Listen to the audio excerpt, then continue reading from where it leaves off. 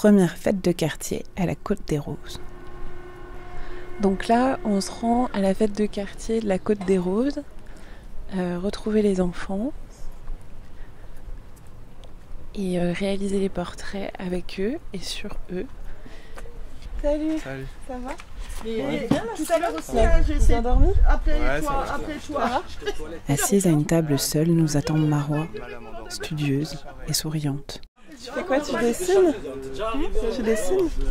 On a préparé des questions. Comment? On a préparé. Ah bon? J'ai mis, si vous devriez changer quelque chose en particulier dans le quartier, qu'est-ce que ça serait? Est-ce que tu vois déjà faire du mal au quartier? Et comment tu trouves la fête?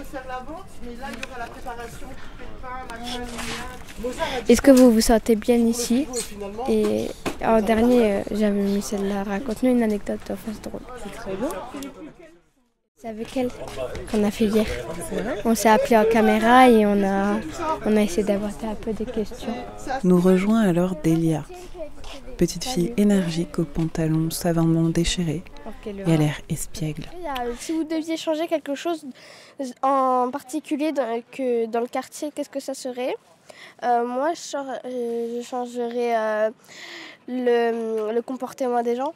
Parce qu'il y a des gens qui sont vraiment pas respectueux envers la planète et même envers les gens. Et je trouve ça révoltant parce que ça tue l'envie de se lever le matin, venir voir les gens, parler avec eux. Et toi, ça t'impacte? Bah oui, parce que c'est triste de voir les gens moroses le matin, tu te réveilles, ils sont tous raplapla, ils n'ont pas de sourire, ils disent pas bonjour. Est-ce que vous voyez des gens s'en prendre au quartier? Bah oui, tous les jours. Quand, par exemple, moi j'habite dans un immeuble, quand tu es dehors, ça sent la cigarette de partout, il y a des mégots par terre, il y a des papiers par terre. Et encore aujourd'hui ça va parce qu'il y a déjà eu pire, mais faut penser à la terre parce qu'en plus, c'est la terre, ça nous maintient en vie. Et si un jour elle disparaît, il n'y en a pas une autre de terre. Il y aurait des autres terres, même s'il y aurait eu des autres terres, on ne pourrait pas se le permettre parce que on a déjà fait nos marques sur la terre là, et il y a déjà toute notre famille sur la terre là, et je trouve que c'est un peu dérangeant de se dire un beau jour, ça se trouve que dans 100 ans, 50 ans, demain, après-demain, il n'y aura plus de terre et que ce sera peut-être la fin du monde et personne ne s'en rend compte.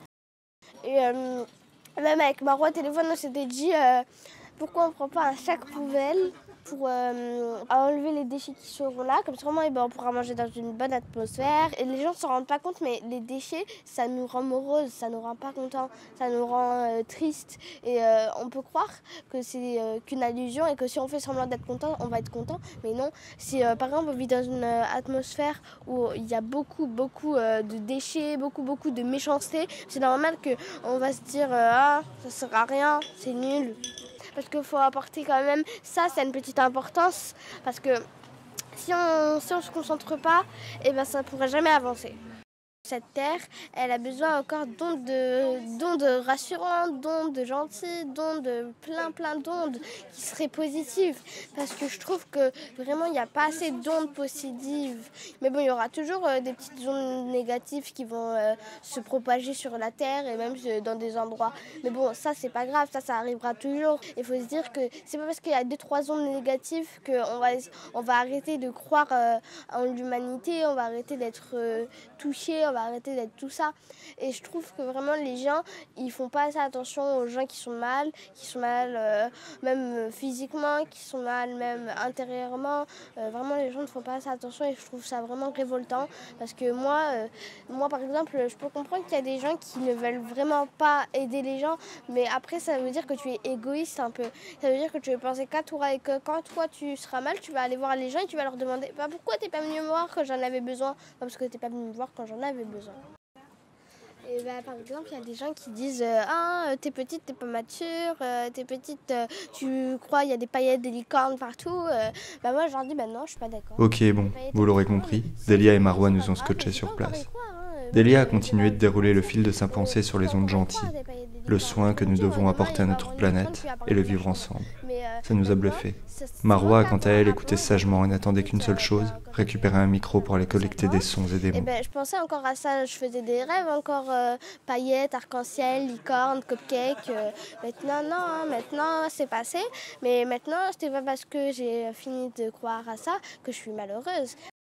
Dalia, écoute la musique. Ah non, je l'aime pas. Celle-là, c'est la musique Flash Mob.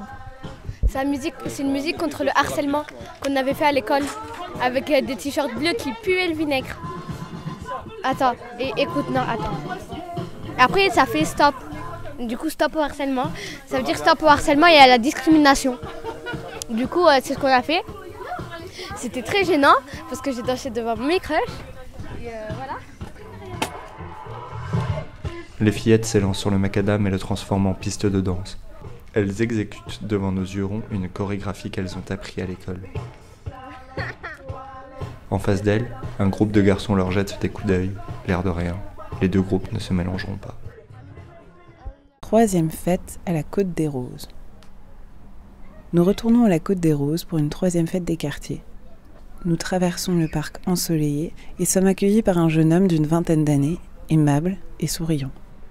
Il nous demande si nous cherchons de quoi fumer un peu. On le remercie mais on a arrêté depuis longtemps. Nous lui indiquons que nous travaillons avec Abscisse. Il nous rassure en nous disant que les éducs ne devraient pas trop tarder.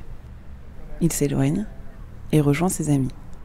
Nous nous postons sous les tonnelles et surprenons une conversation entre deux policiers. Le jeune homme est connu, il aurait repris le business. Ils le laissent tranquille et s'en vont.